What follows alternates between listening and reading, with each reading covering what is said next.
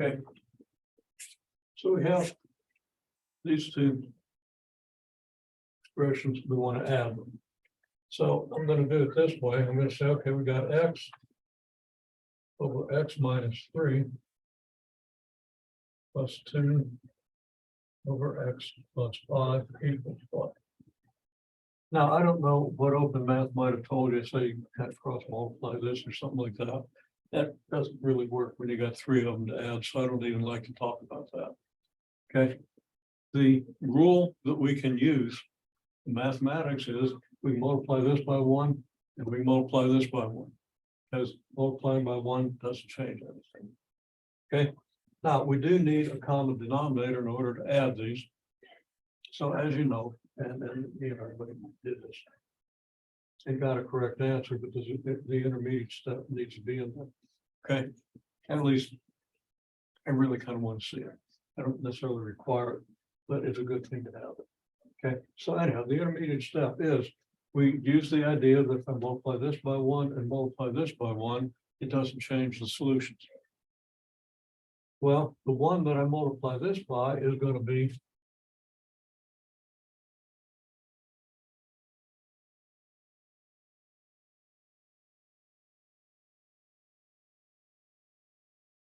x plus 5 over x plus 5, because that's going to give me the common denominator, which is x minus 3 times x plus 5. That's not easy. We've got to add that to 2 over x plus 5. But we multiply that by x minus 3 over x minus 3. So we take this and multiply it by this quantity, which again is equal to 1, as long as x doesn't equal -5 or 3. And of course, if x is equal to -5, this isn't defined because you'd have a 0 in the denominator. And division by 0 is undefined. And you can't have x equal to 3 for the same reason, because you have a 0 in the denominator. Okay. Well, we then work this out. We get x times x plus 5 plus 2 times x minus 3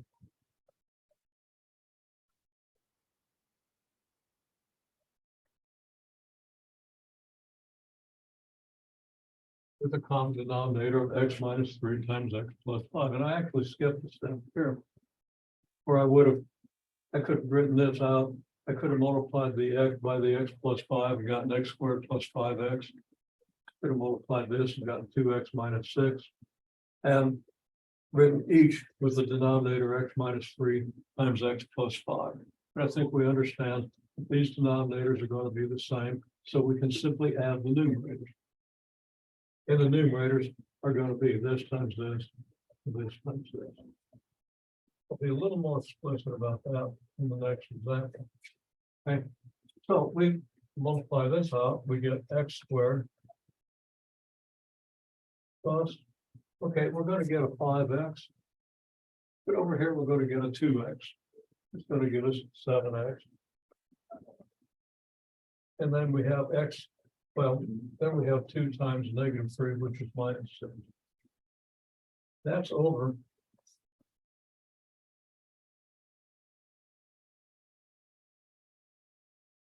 x minus 3 times x plus 5. Now we're not done. Can we factor this? Okay. I mean, if that was a +6 instead of a -6, this would factor into x plus 6 times x minus 1. Okay, times x plus 1. Okay, but it's a -6, and that's not going to factor. And if it factors, there's a possibility that one of the factors can be equal to one of the factors down here would divide out. And that's the reason I didn't multiply this by this in this step, because numerator might just factor and one of the factors might match up with one of these factors. Well, it doesn't happen here. Or we could put this in the form x squared plus 7x minus 6 over x squared plus 2x minus 15 is going to multiply that, right? Okay. So there we have one example. Okay. Well, another example. This one.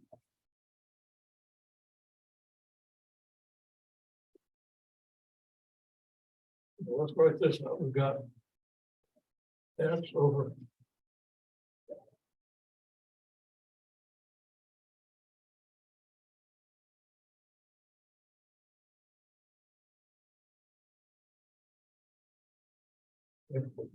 just copy this down.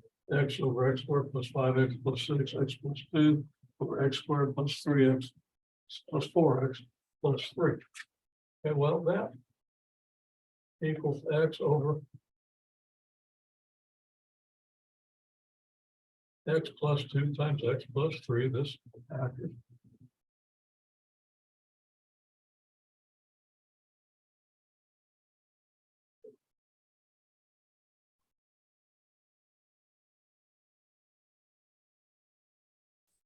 And this denominator factor is x plus 3 times x plus 1.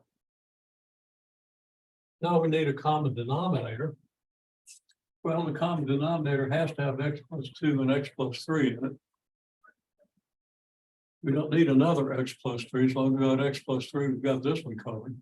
But we need an x plus 1. So the common denominator is going to have this and in addition an x plus 1. So we take this first fraction expression.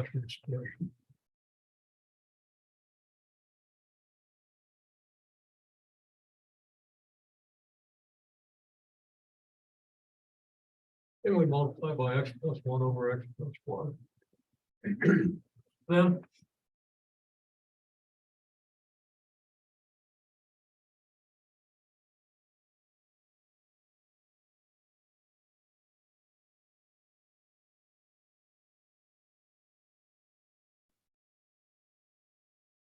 we multiply this one by x plus 2 over x plus 2.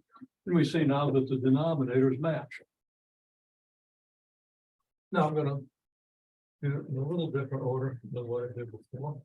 I can multiply the x by the x plus 1. I get x squared plus x over our common denominator, x plus 2 times x plus 3 times x plus 1.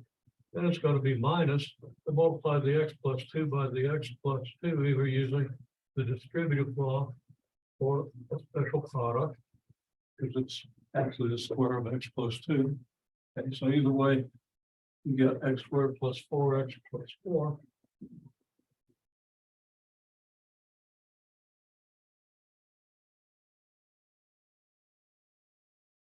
And the denominator is the same, even though I kind of carelessly wrote it in a little different order. We see it's the same. So now we can write this as x squared plus x minus the quantity x squared plus 4x plus 4, all divided by, we'll do it this way, x plus 1, x plus 2, times x plus 3. 1, 2, 3. Logical one. The numerator then becomes 2x squared. No, it doesn't. The x squared, never mind. X squared subtract, and we get negative 3x minus 4 over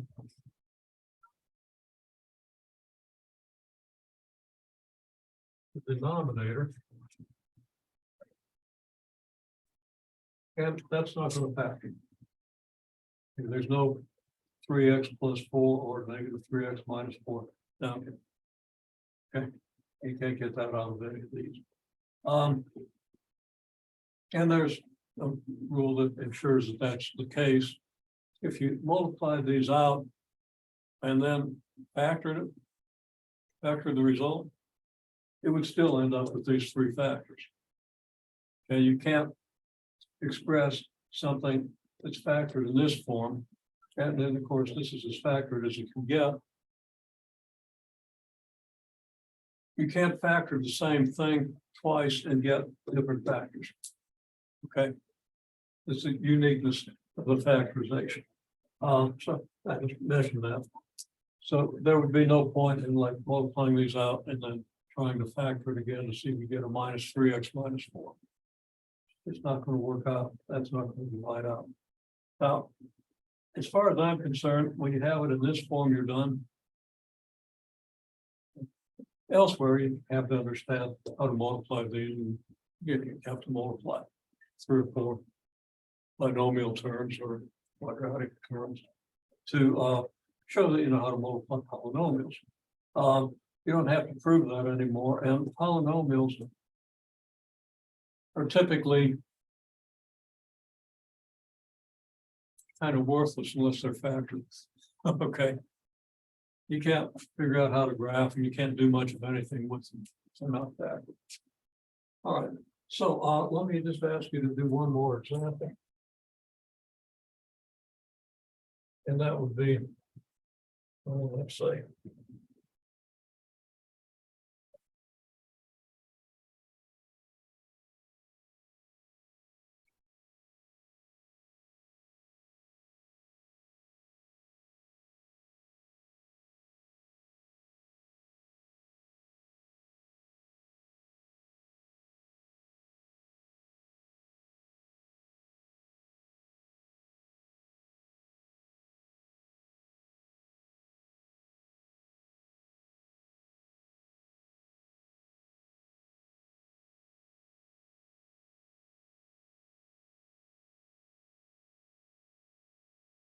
that's 3x minus.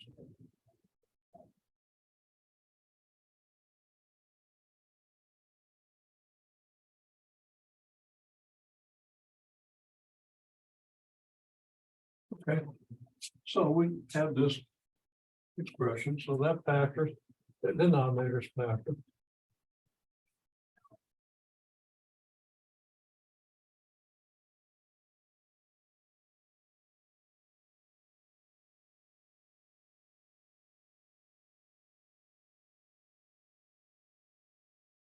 So we agree with the factor.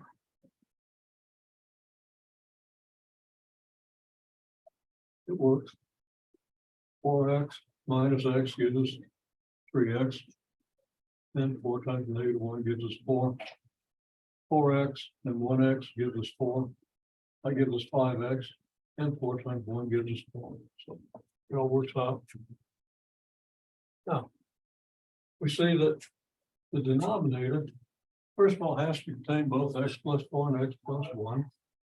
Now, this one already has x plus 4, but I guess we're also going to need x minus 1. So our denominator is going to have to be this times the x minus 1. We have 2x plus 3 over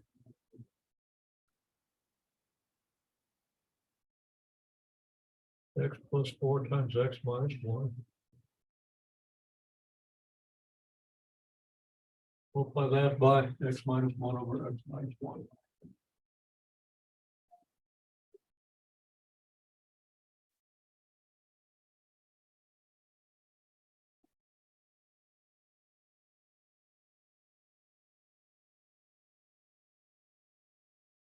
Then we multiply numerator, denominator of this fraction by x plus 1 over x plus 1. And I'm not going to be that big on doing every step, although I asked you to do it, and you did. But let's just get this down for reference. Okay, so 2x plus 3 times x minus 1. Well, I'm going to write it up. 2x plus 3 is x minus 1. And I guess I'll write out the denominator.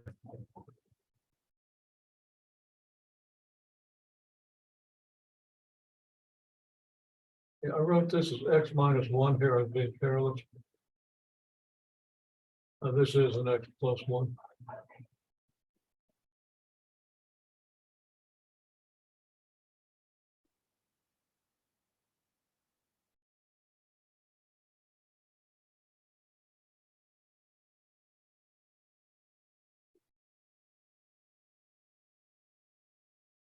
Okay, so this is what we have. Now we see we have the same denominator.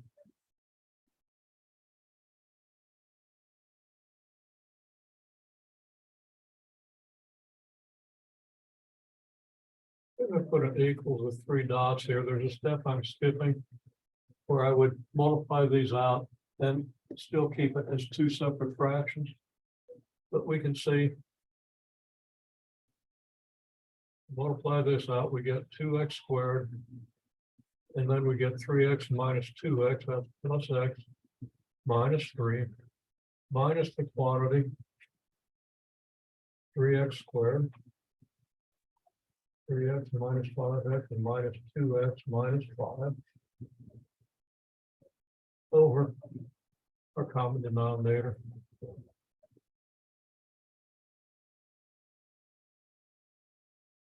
Which I'll just write kind of arbitrarily in this order.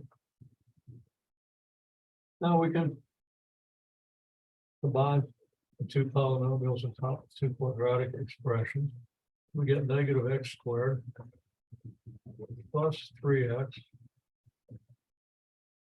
plus 2 over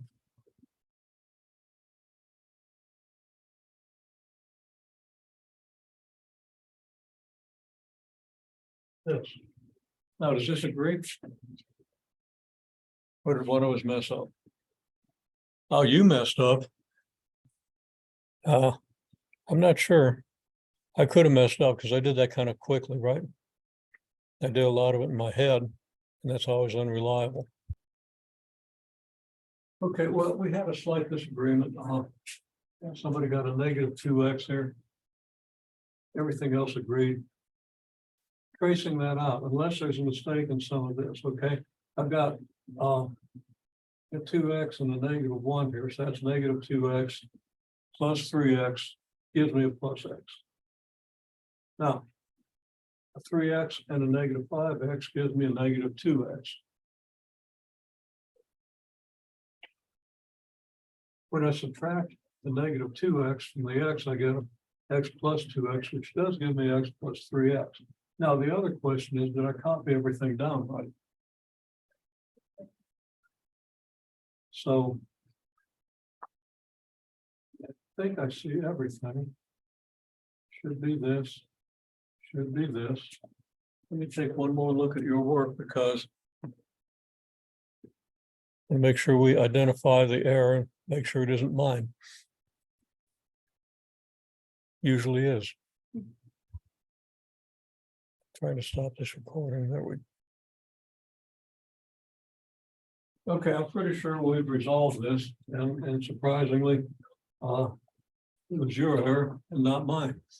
Okay, now what else can we do here? Well, actually, we're not going to be able to simplify it. Yeah, actually.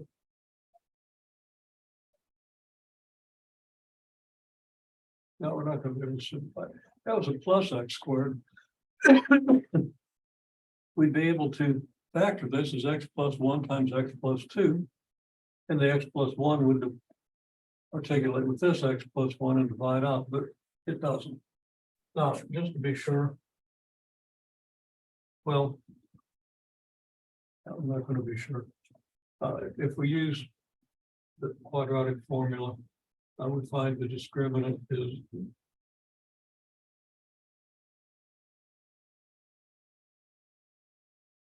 discriminant's 11.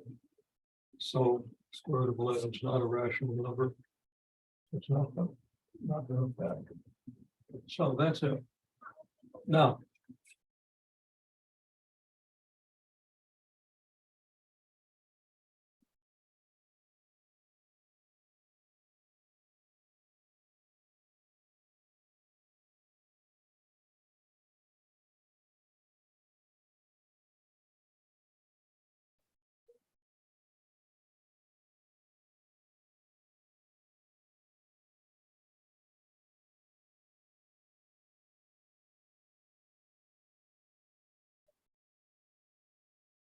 I'll just make a little note here.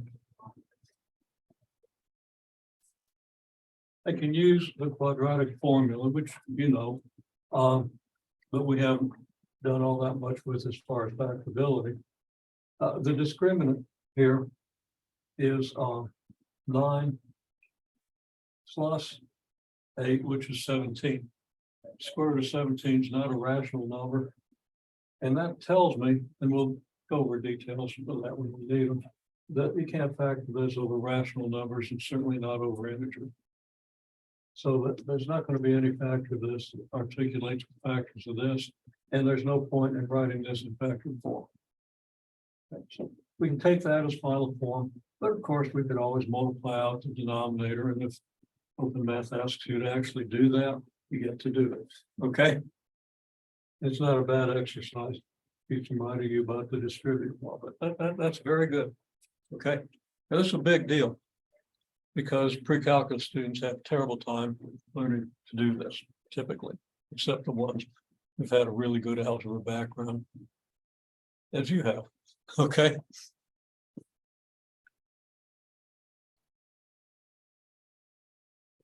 Okay. So we had a couple of examples here. This expression means 5/8 divided by 7/3. It just means the division. We're dividing this fraction by this, which means we multiply. Well, we invert and multiply the numerators.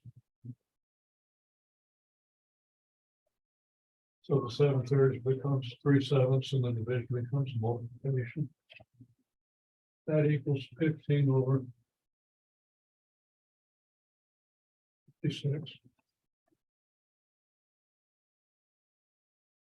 Now we do the same thing with these rational expressions. Except, yeah, well, I'm going to go ahead and write it out. So it's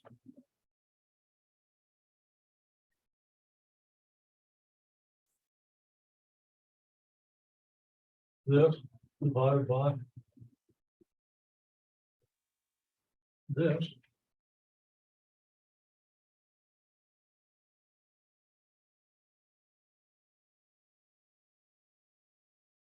Okay, that 3x might be a little hard to read.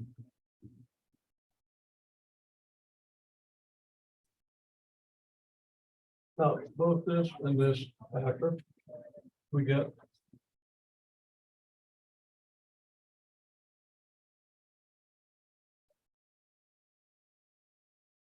I'm getting a step ahead.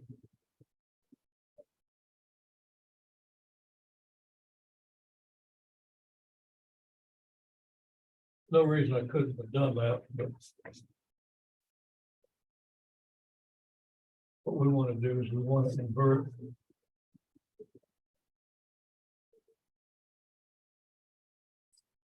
this division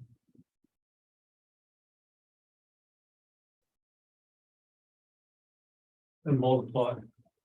Then we're going to factor. And we could have factored at any point. We could have factored in this form. We could have factored when it's in this form, but we put it in this form. And I'm just going to choose arbitrarily to factor after having done the step that we're really focusing on, which is that when we divide a fraction by a fraction, we write it out like this, then invert and multiply. Okay. So this gives us an x plus 2 of x plus 3 over x minus 3 times x plus 4 over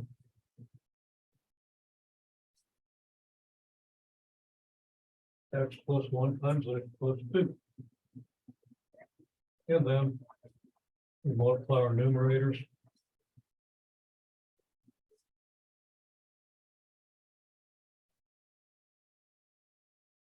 And we multiply our denominators, and I'll put the x plus 2 first,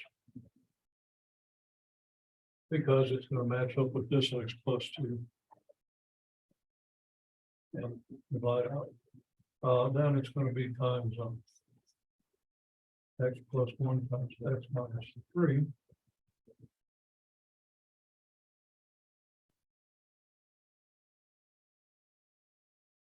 I don't really have room to write the rest of it, but I think we know what's going to happen.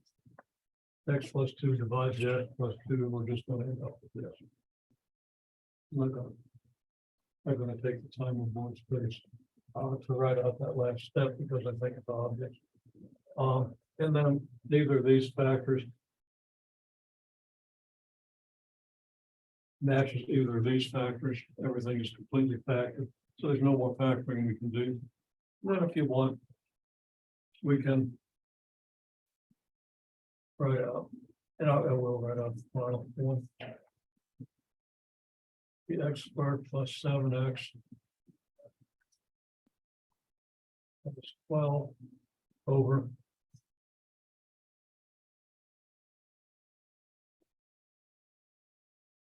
x squared minus 2x minus 3.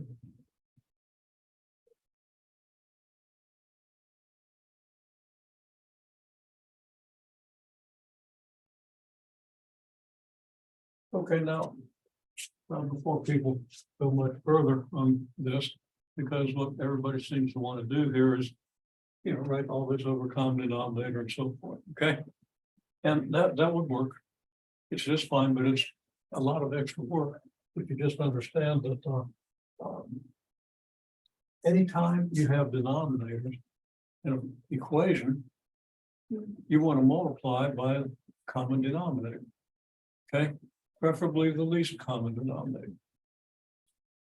Well, let's go ahead and factor this and see what we actually have.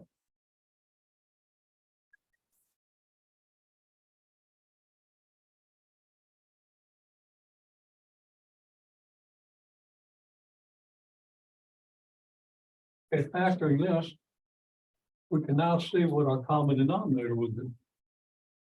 Okay, common denominator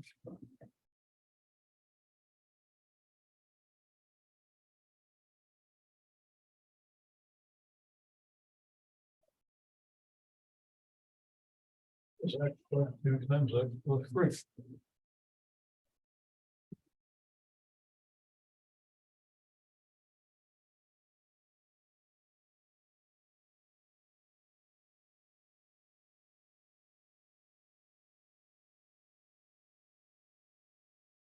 I'm going to use CD as an abbreviation for common denominator. I don't want to take the time to write out those long words. I don't want to take up the space, but we multiply both sides by the common denominator. So what we get is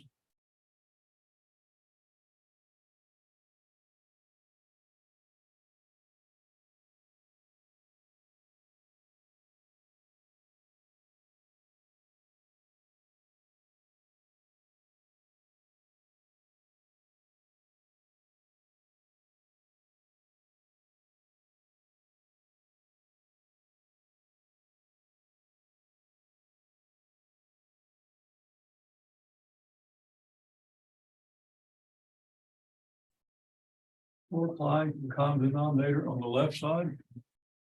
It looks like this.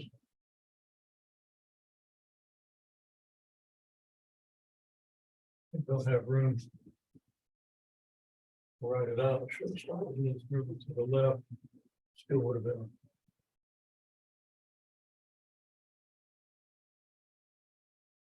Okay. I want to write out this step. Just as I've written it out, I don't want to shortcut anything until I'm really sure that I've done 100 of these and know how it's going to work out and am able to do that without a serious chance of an error. Okay. Well, we multiply this out. What do I get? I get, let's see if I can get all this on the board. All right, too small.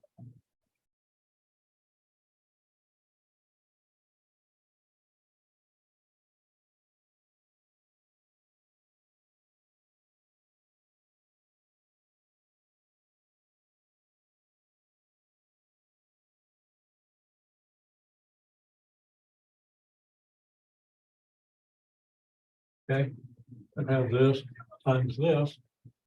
Just be sure. You probably don't need to do, I'm gonna put this over 1, just we see how numerators and denominators particularly with each other.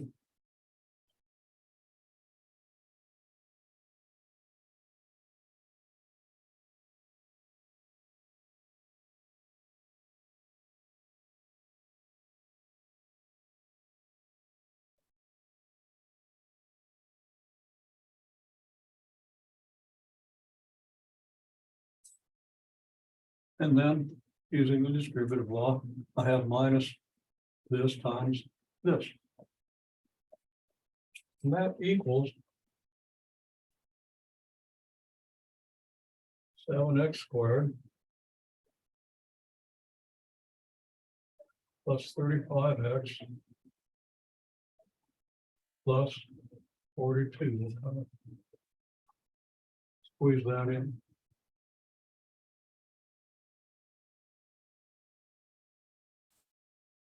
Now, if I multiply this, I would get x squared plus 5x plus 6. 7 times that gives me 7x squared, 35x, 42. Okay, that's not over here. Well, I'm not going to write out the details, but as I always tell my students, you're multiplying fractions, you multiply numerators, multiply denominators. So I can switch the denominator here and here. It's not going to affect what the denominator gives you when you multiply it. So it could be x plus 2 times x plus 3 times 1. You'd have x plus 2 times x plus 3 over x plus 2 times x plus 3. In other words, this over this, that gives you 1, and just leaves you with an x minus 3 over 1, which is just x minus 3. Well, bottom line, that's x minus 3. Over here, we do the same thing. We can regroup these things. We get the x plus 3 over x plus 3.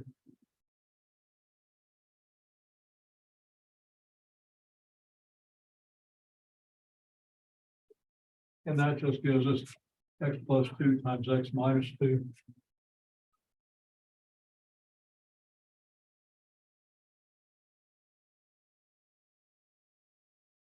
And we have this, and this is much simpler than this.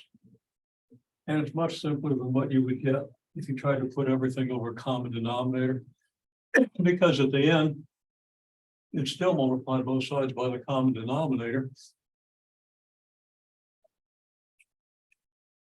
We might as well do it at the beginning.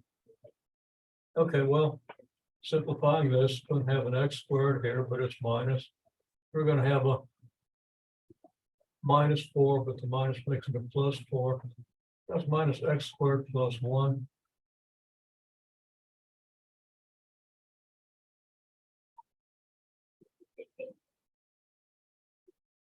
And that's going to equal this. Now, at this stage, tell me, what do we do at this stage other than find a wall to beat our heads against? Okay, so I got a really good answer here. You recognize that this is a quadratic equation, so you got to put it in the standard form of a quadratic equation, ax squared plus bx plus c equals 0. When you do, if I'm careful, maybe I'll get the signs right. I want a positive in front of x squared, so I'm going to change these signs. I would have a negative 35x, but I'm changing signs to be plus 35x.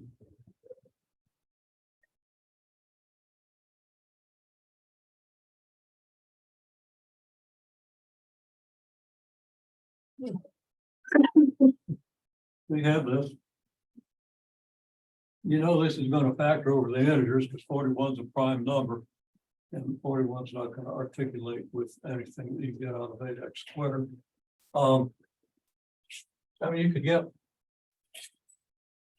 49x, you can't get a 35x. Okay.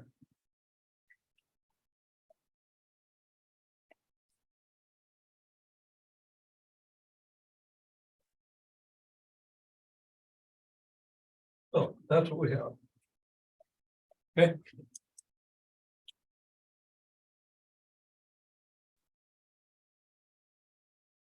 Okay, I want to talk about exponents a little bit.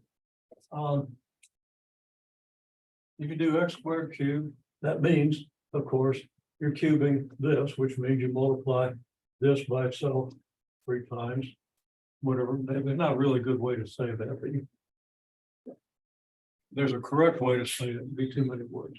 Okay, anyhow, you get the idea. It's going to be x squared times x squared times x squared, which means x times x, x times x times x times x. And clearly then, that's x times x times x times x times x times x, which is x to the 6th. Okay, now that's an important example to remember, and I recommend you do with 2 and 3. You could also do x cubed squared the same way. But it's a good example to use to make sure that you're using the laws correctly. And we'll see what I mean by that in a few minutes. Okay, now we then conclude that x squared cubed is x to the 2 times 3, which is x to the 6. Why is it x to the 2 times 3? Well, because you got 3 of these and there are 2 x's in each one. You multiply 3 by 2 and you get the number of x's, and that should be fairly obvious. Now this generalizes for any exponents a and b, even if they're fractional exponents, negative exponents, whatever. X to the a raised to the b power is going to be x to the a times b. It's real easy to understand that in terms of this example, and if we're going to be consistent, it's really kind of got to be true for all possible values of a and b. Okay. X squared times x cubed. Again, we still have a square and a cube, but they're in a different order than this. That means x times x multiplied by x times x times x. Well, there it is. And that's x to the 5th, because there x times x, 5 of it. Okay. So x squared times x cubed is x to the 2 plus 3, which is x to the 5th. You can check that out for any 2 powers of x that you have the patience to write down, and it's going to be the same. So we have the rule that in every case we can think of, x to the a times x to the b is x to the a plus b. All right, so what I'd like you to do is take a short time and do these examples, and I'll work them out for you.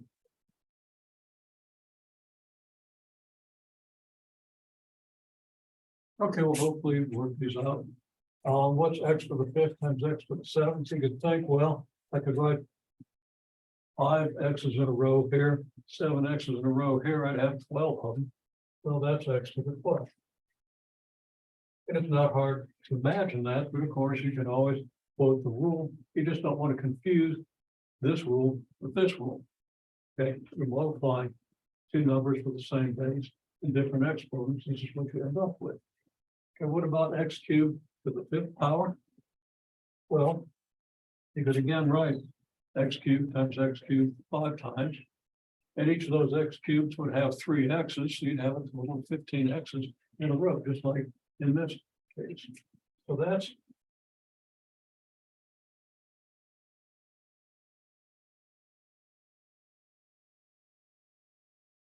an example of this rule where you multiply your exponents. It's always confusing when you see this, you want to multiply, and you want to multiply the 5 times the 7. You get x to the 35th, which is clearly not right. But it's real easy to do that in the heat of the battle when you're in a hurry. You always want to be thinking about what you did. Let me write this one down again. X to the 5th. That's x to the 7th equals x to the 5 plus 7, which is x to the 12th. And we want to understand why we add so we don't get confused. And here, then, it looks like you ought to raise 3 to the 5th power. Well, that's ridiculous. That's 243. You don't have 243 x's in this thing. Okay. But it's easy to write it down, especially if you got symbols here. Okay, so you always want to be careful you understand how this works out. And always want to be careful to use the correct rule. Okay, so let's take this product. A to the 5th, b to the square times a cubed, b to the 4th. Well, we could write that as a to the 5th times a cubed times b to the 2nd times b to the 4th. And that equals then a to the 5 plus 3, because we're multiplying. Again, think of this rule, think of what. That's a to the 8th times b to the 6th. Down here, p cubed b to the 4th to the 7th. Well, there is a rule that says, you're going to multiply p cubed b 4 7 times. You write out P cubed B to the fourth, P cubed B to the fourth, so forth, 7 of them. It's clear then you could rearrange that where you have 7 B cubes in that product and 7 B to the fourth. So we can distribute this exponent over this product. We get P cubed to the 7th. B to the fourth to the 7th. Which is B to the 3 times 7. B to the 4 times 4. Which is B to the 21st. B to the 16th. Okay, now, another important idea is a number raised to the 0 power or a number raised to the negative power. We've got 2 to the 4th equals 16, 2 cubed equals that. Well, you can calculate all these very easily. Each one of these numbers is half of the one before. 8 is half of 16, 4 is half of 8, 2 is half of 4. If we follow the pattern, 2 to the 0 is going to be half of 2, which is 1. Well, there's one way to see that 2 to the 0 needs to be 1. Otherwise, this pattern wouldn't make any sense.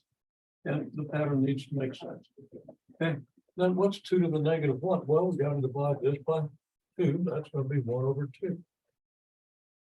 2 to the negative 2, well, we got to divide this by 2. We divide 1/2 by 2, we get 1/4. Of course, that's 1 over 2 squared. 2 to the negative 3, divide 1/4 by 2, half of a fourth is an 1/8.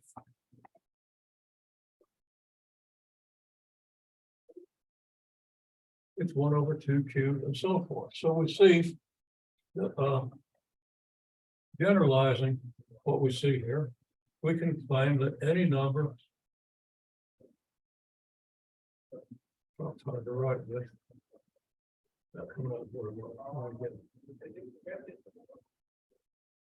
Any number to the 0 power is 1.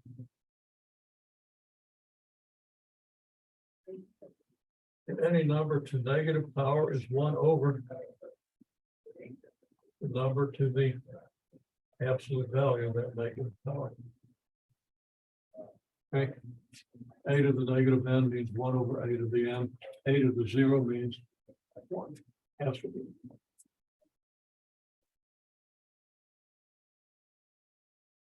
Now,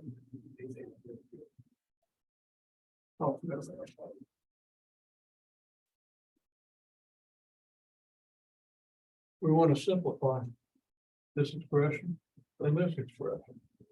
X to the negative 3, y to the 5th to the negative 2. What is that? Well, that would be x to the negative 3 to the negative 2, y to the 5th to the negative 2. And what do we do with this?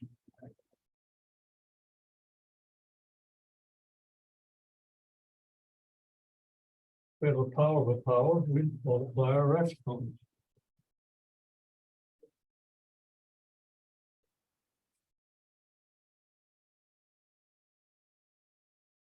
And we do the same with the y.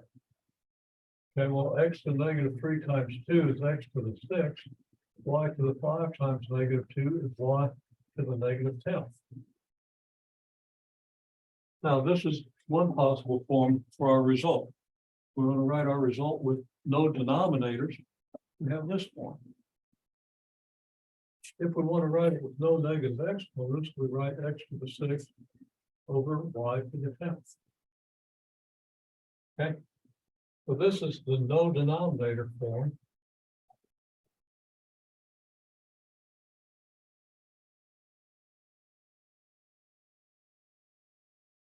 And over here is the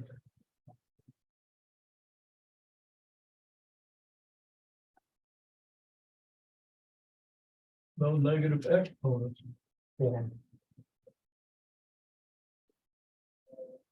And those are both valid forms, and Your homework will ask you for those forms. Doing this one real quickly.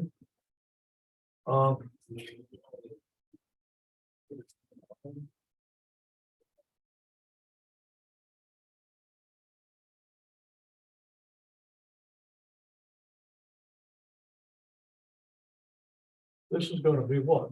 X squared y cubed to the negative third is x to the 2 times negative 3.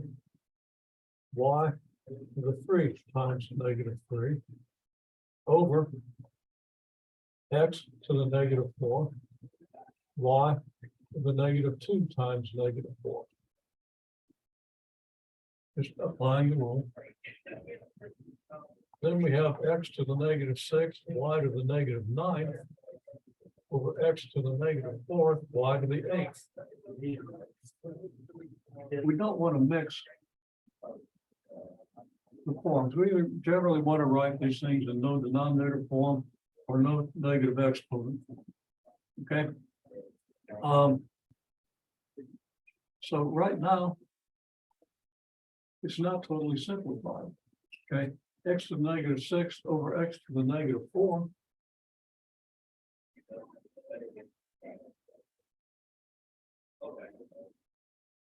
Well, let's do it this way.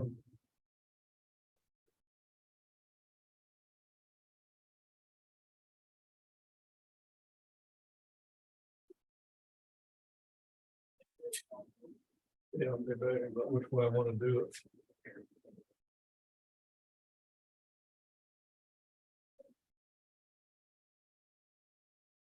I've got another class coming up, and I'm not sure I have time to give it a good explanation. I'm going to do my best.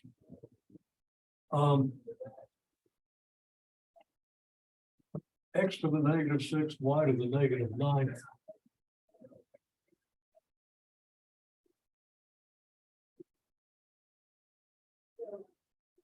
Can be written as 1 over x to the 6th, y to the 9th. X to the negative 4th, y to the 8th can be written as x to the 4th over y to the 8th. As x, the negative 4 is 1 over x to the 4th, and you simplify your complex fraction. You get the x to the 4th in the numerator. This is not going to be a great explanation. But you then end up with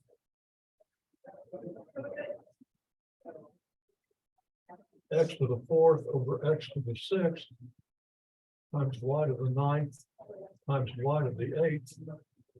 X to the 4th over x to the 6th is, well, for these, divide this one, you get 1 over x squared, y to the 17th, for x to the negative 2, y to the negative 17th.